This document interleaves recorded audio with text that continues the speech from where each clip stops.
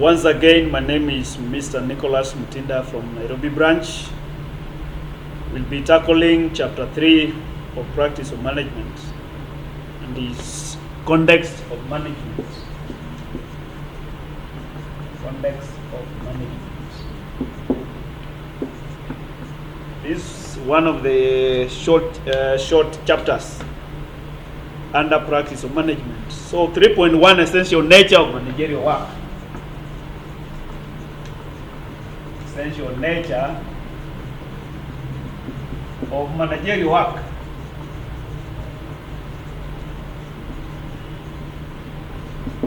Essential nature of managerial work. And I would like us to ask ourselves, why do you find that some organizations are struggling, but then a new manager joins in, and then you find them within a very short time, the organization is doing very well? Why do you realize that an organization has been doing well, then a certain manager leaves, and then organization all of a sudden starts struggling? What is it that makes those organizations to change?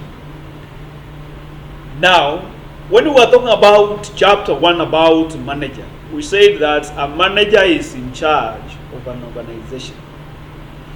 He's the one who gives directions, who controls the organization, and who coordinates.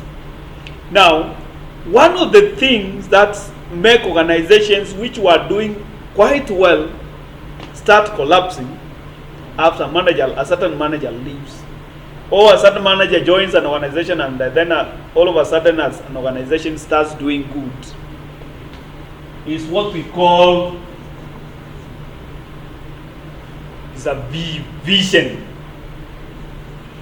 perspective, and strategic direction. Now, probably we would want us to ask ourselves, what managers actually do, how they do it, and why are fundamental questions. There are a number of generally accepted answers, but one of the key things is about vision. A manager can be able to make an impact in a certain organization based on the vision he has for the organization. Now, when it comes to vision, somebody might have a vision, but he may not propagate it very well. Propagate it very well. He may not be able to sell that vision to the other employees such that they don't buy the vision. So, in essence, a manager should be able to have a vision and be able to sell that vision appropriately such that all other employees are working towards achieving that vision.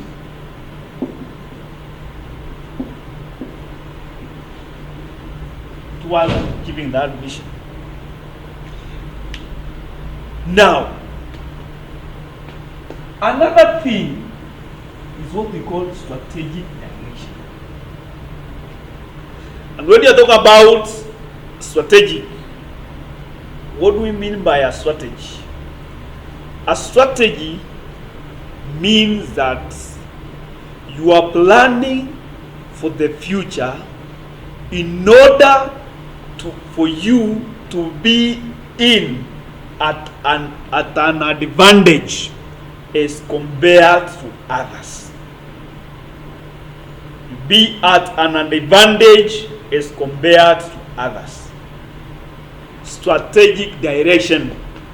You are taking a direction that in the future you will be at an advantage when compared with others. Now, look at Equity Bank. when it was licensed as a bank in 2004,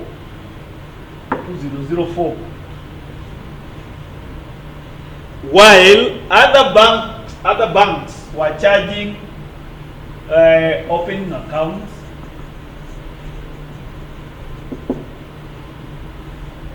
minimum balance,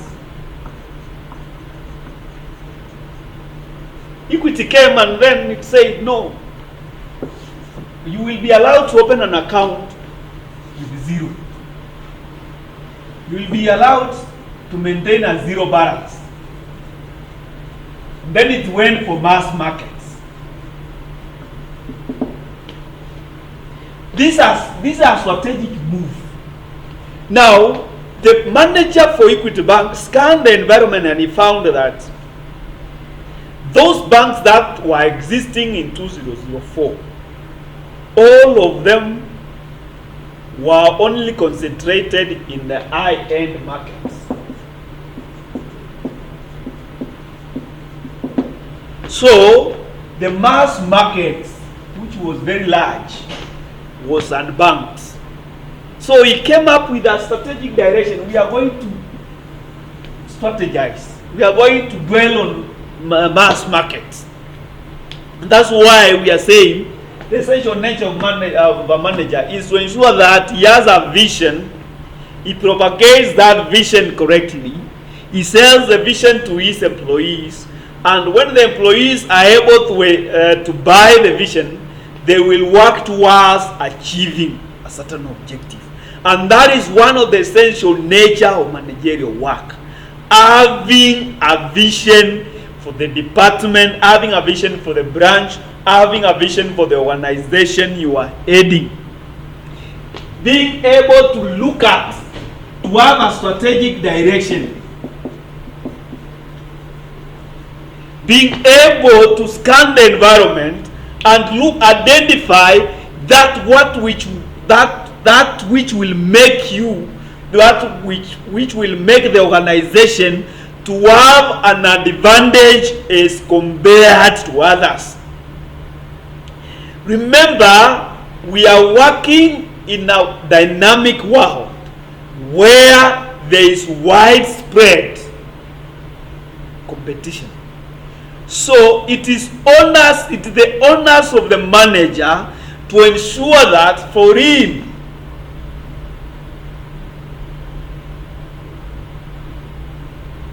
to remain competitive, he must be able to be strategic.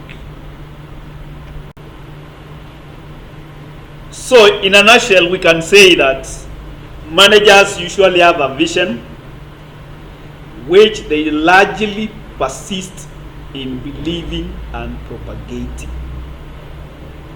They believe in their vision, they propagate it, and they live it. And they always aim at achieving that vision. They usually sit in solitude contemplating the great strategic issues of the organization. Manager usually looks at the strategic issues of that organization. How is his organization in terms of competition, in terms of the regulation, in terms of the market it is operates? How are the people, how are the consumers changing? What are the consumer preferences? How can the organization be able to adapt to the consumer preferences? What are the competitors doing?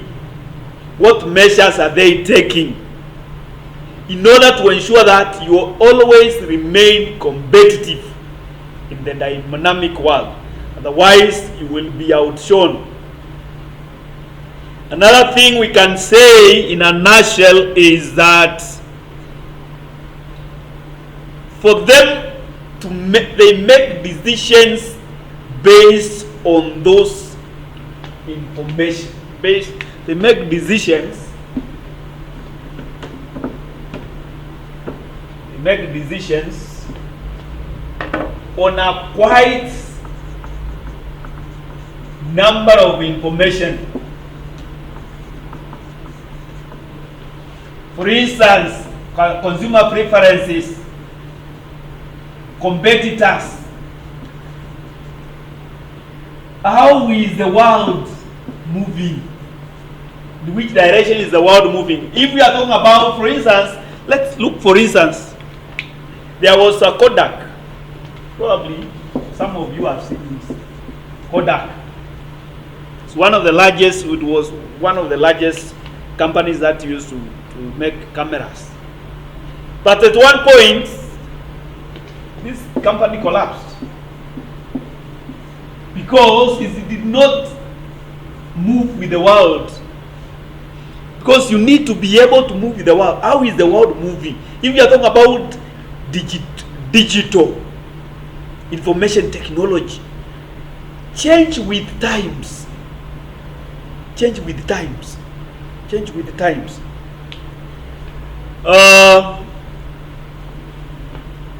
So, in a nutshell, you need to ensure that managers can be able to assess,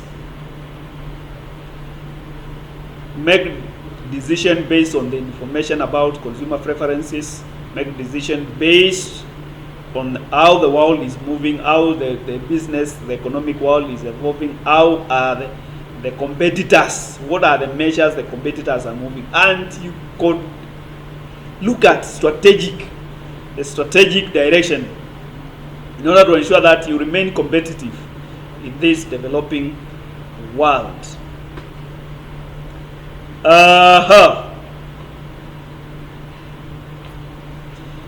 There is a certain guy called Mitzberg.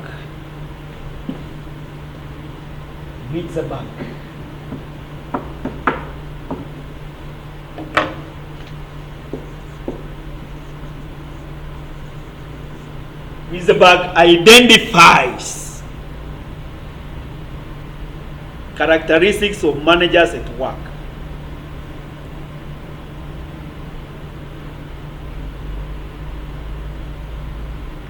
Identifies,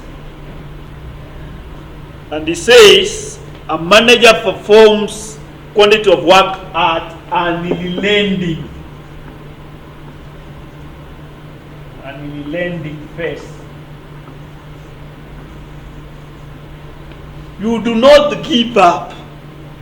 You always continue because there is a certain vision you are believing in. He undertakes activities. A manager undertakes activities.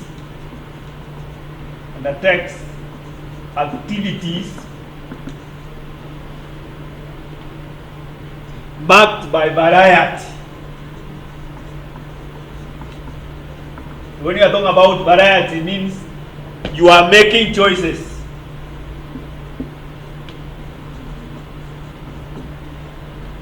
You are making choices marked by variety, brevity,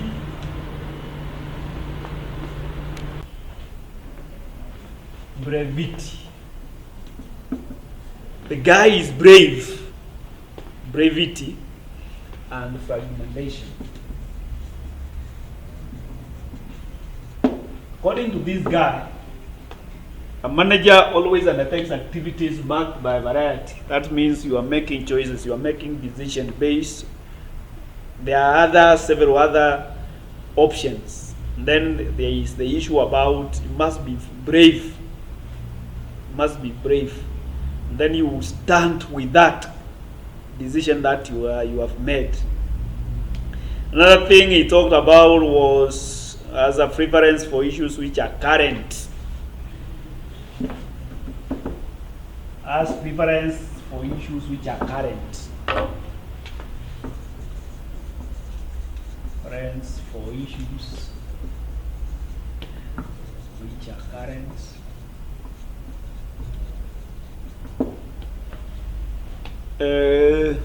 Current, specific, and non-routine.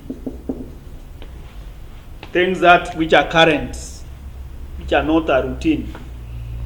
Because if you are routine, probably if the issue of when you talk about routine, there is a routine. These are clerical work, and this cannot prepare you to be a good manager. Manager should be able to look at things differently, which are routine. The way you made decision yesterday is not the same. things have changed. The way things used to work in 1900s is not the way things are working in 2000s. The way things used to work in 20s, 90s is not the way the things are. So it is something that non-routine. Another thing he talked about is heavy constraints.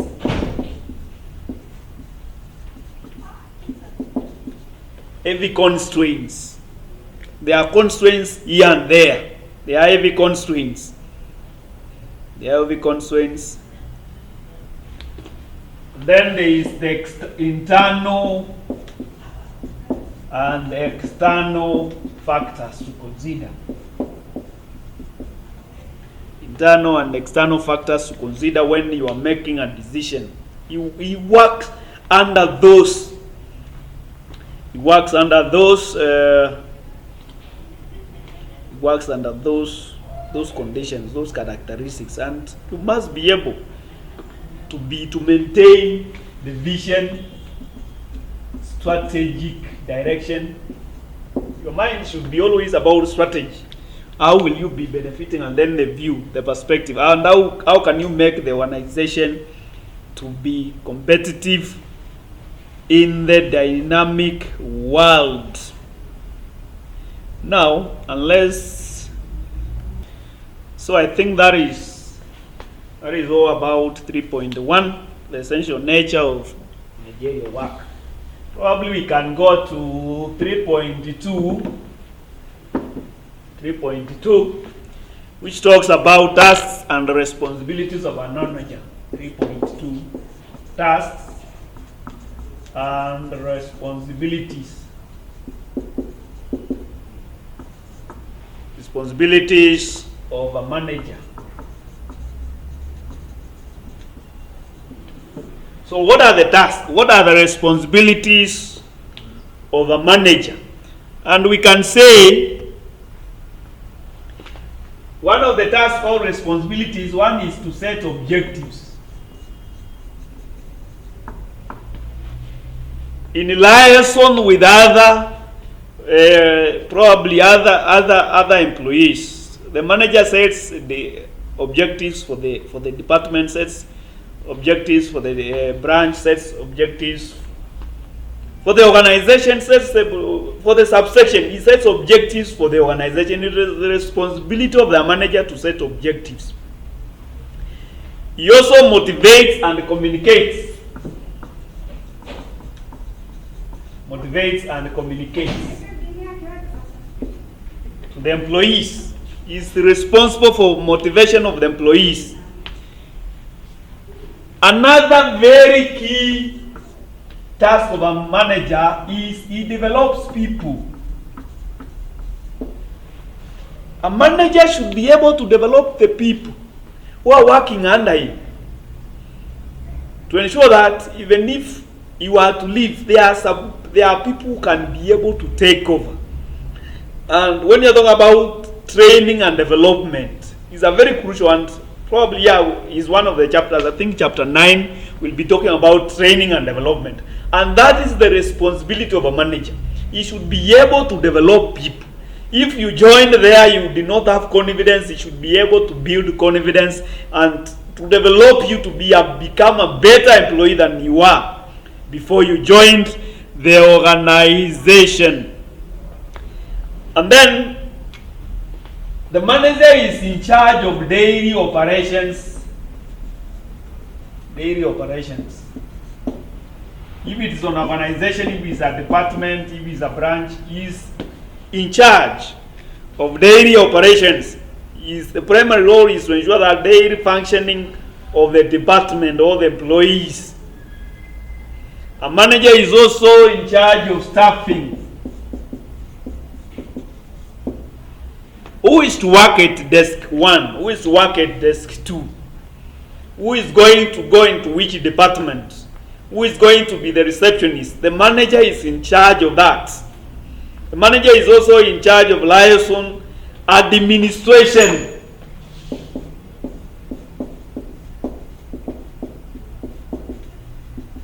Administration. Manager is in charge of the administration. charge of the administration, is in charge of the branch, is in charge of the department, is in charge of subsection. It is the one who is responsible for what is happening in the organization. Another thing we can say, manager enforces policy, in charge enforces policies in the organization, is the one in charge, enforces. He is the chief enforcer of policies. Chief enforcer of the policies. What are the policies of the organization? He ensures that the policies are followed and the policies are strictly adhered to. If you are talking about rules and regulations, he is the one. In the case of anything deviation, he enforces, he punishes. Training, I talked about training. When we are talking about developing people, training, the manager is in charge of training. And then evaluation of performance. How are the people performing? Are they reaching their potential? Are they working? Evaluation of performance. Those are all in charge. The manager is also in charge of delegation. Manager is also in charge of delegation. Delegation. He delegates. He delegates to whom he wants. Delegates to whom he wants. Now, I think that those are enough tasks and the responsibilities of a manager. Tasks and the you can go to 3.3. 3.3 attributes of a good manager. Attributes of a good manager. Remember, we are all training to be, you are all training to be managers. Attributes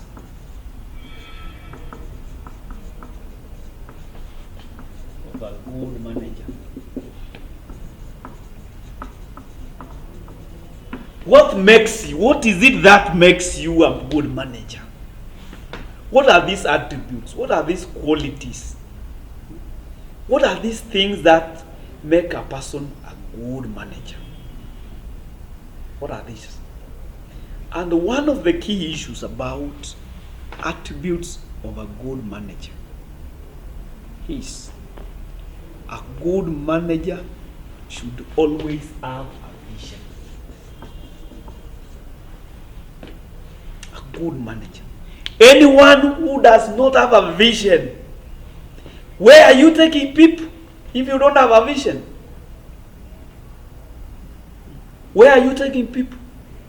A good manager should always be able to have a vision for the department, for the branch, for the subsection, for the organization. Number two, a good manager should be a good decision maker. You can't be a good manager if you don't make decisions on time. And remember here, when you're talking about a decision maker, you will find that there are decisions which require rapid decisions. There are some situations which require rapid decisions. Others need to think through. Others you need to consult. So as a manager, you should be able to identify in the current situation, do we require a rapid decision? Do we require for us to go and think through? Do you require for you? They call it, I want to go and cook my mind. Wacha nikafikirie. And depending on the situation, there are some decisions that if they are not made urgently, they will cost the organization. In other situations, we find if decisions are made urgently without consultation, they will cost the organization. So it is the onus of the manager to know which kind of decisions and not to be indecisive.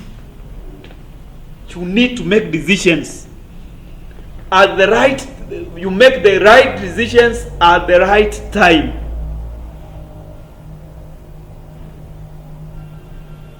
A good manager should have good leadership skills. Have good leadership skills.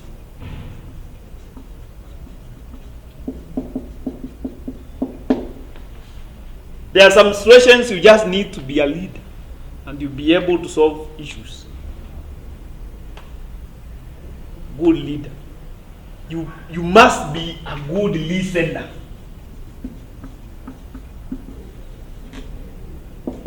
You listen to everyone. You must be a good listener. You must be well knowledgeable.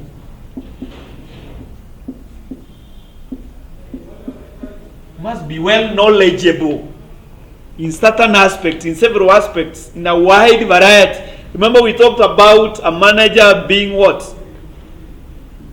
Having special knowledge. When we are talking about a manager as a status. So you must be knowledgeable. You must be well trained. Knowledgeable and well trained.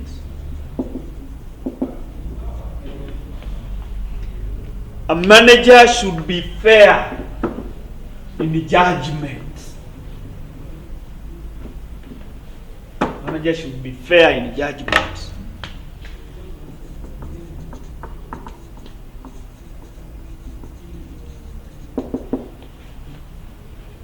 Si mmoja amekosea na yule mwingine unawekelea, unaegemea upande mmoja. Hapana, should be fair. Manager should be ambitious. Manager should be ambitious. Manager should be ambitious. You should be able. A manager should demonstrate self-confidence. How do you expect people to have confidence in you if you don't have self-confidence? So you must demonstrate self-confidence. You are confident in what you are doing. You are confident in what you are saying. You are confident in the measures you are putting in place. You are confident of the vision that the way you are leading the people. Another very key issue is about honesty and integrity. Remember we talked about, in chapter 1, we talked about professionalism, ethics, and integrity. So a manager should be honest. He should depict integrity. You don't cheat. No matter how the situation becomes difficult. Because it can cost you. Another thing is that a manager should have human touch. Human touch. Remember when we were talking about characteristics of management, we said that it's a social process. So it involves people who have feelings, who can be hurt. So ensure that you have a human touch. Another thing is about accountable. You can should be able to answer for the actions, for your actions.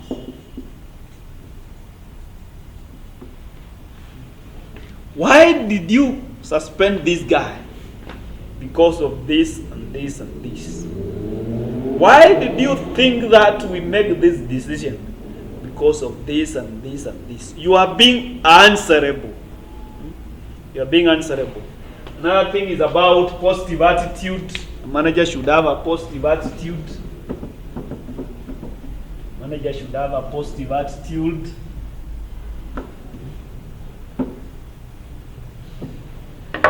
Positive attitude.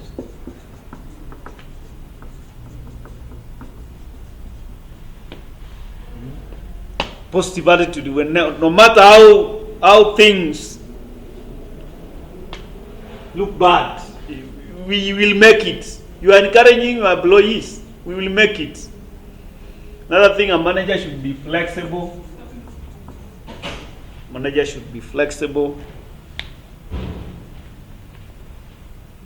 Manager should be flexible. A manager should be able to get work done. Able to get work done. Able to get work done. And this is one when we are talking about power. I think we'll talk it in chapter 7, yes. Because you find there are managers who cannot be able to make things done. They don't have the power to push changes. They don't have the power. And those are things we will talk about in chapter 7, when we will be talking about authority versus power. So a manager is somebody who is in authority, and he should be able to make things done. Now, I think that is all about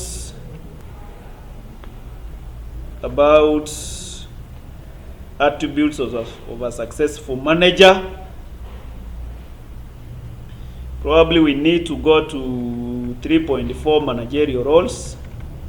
Managerial roles 3.4. I think the last subtopic. Managerial roles 3.4.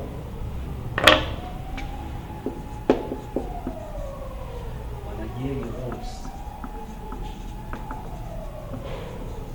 What are the roles of a manager? What are the roles of a manager? And when you talk about managerial roles, meets the bank. What is it written now? Meets bank.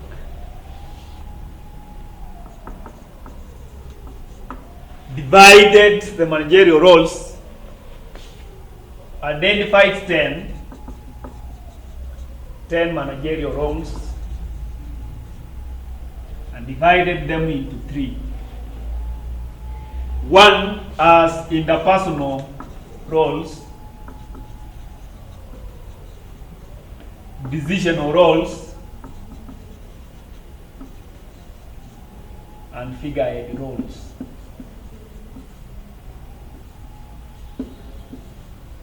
So, in the day-to-day running of the organization, a manager performs 3 critical roles, which are interpersonal roles, interpersonal roles, interpersonal roles, and interpersonal roles include figurehead role,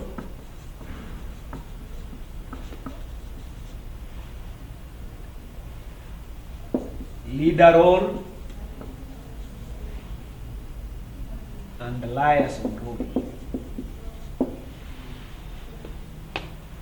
Under interpersonal roles, you are the one who is connecting people here and there.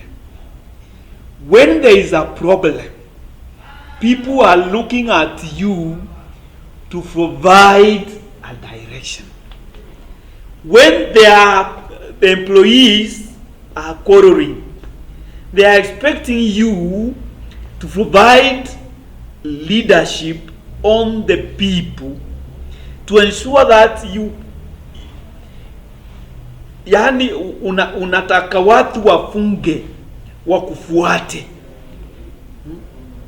because you are the most, you are simple of leadership. You represent the organization internally and externally, in matters of formality and informality.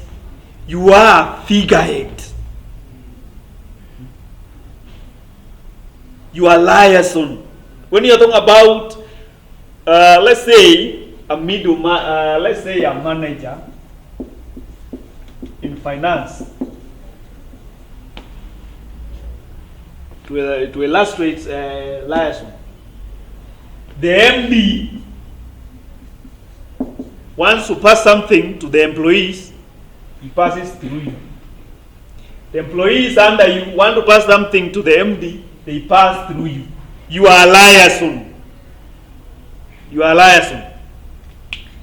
The second category, according to Miseberg, is what we call informational roles. Informational roles. Informational roles. And when you are talking about informational roles, we are simply saying, number one, a monitor role. You monitor what is going in the organization. Monitor performance of the people, of your employees.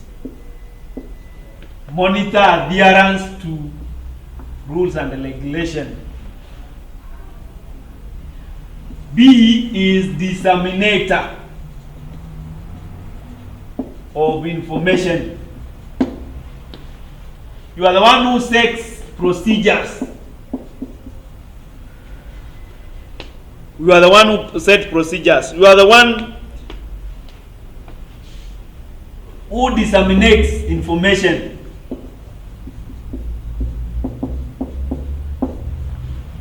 You disseminate the information.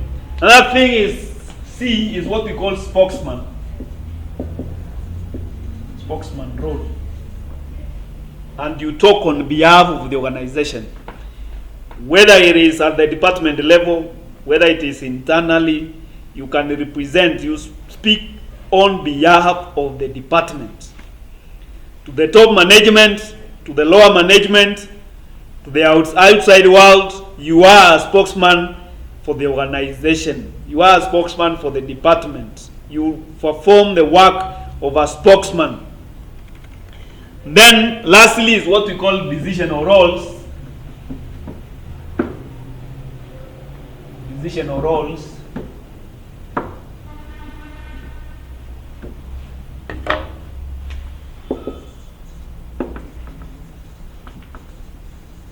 Decisional roles. And when you are talking about decisional roles, we are simply saying you are the one who makes decisions on behalf of the organization. You make decisions. And this decision probably may be related to entrepreneurship.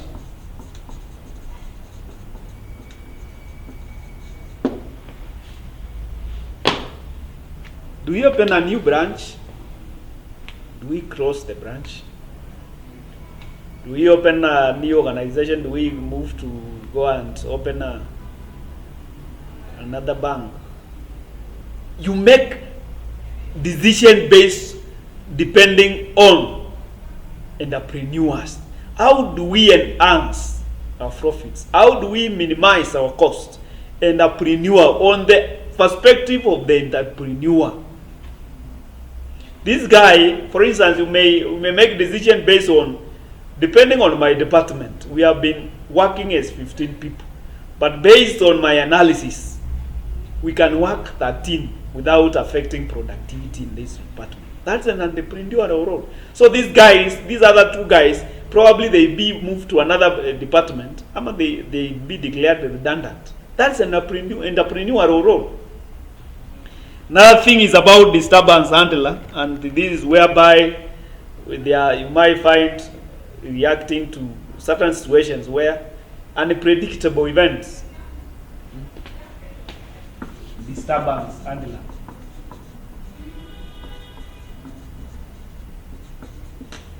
Unpredictable events like corona. Unpredictable events like corona.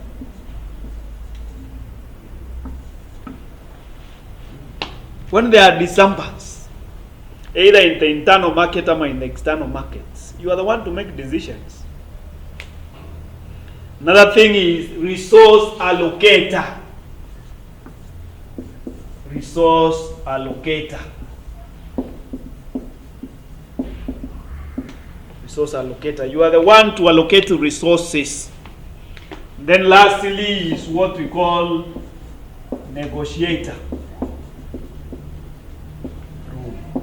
Negotiator role. You negotiate on behalf of the department. You negotiate on behalf of the section. You negotiate on behalf of the branch. You negotiate on behalf of the organization.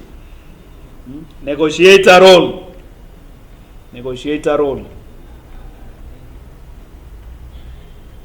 So, I think that is the end of chapter 3. Remember, it was a very short chapter. We have taken 40 minutes to finish just one video of 40 minutes, and you'll be able to understand.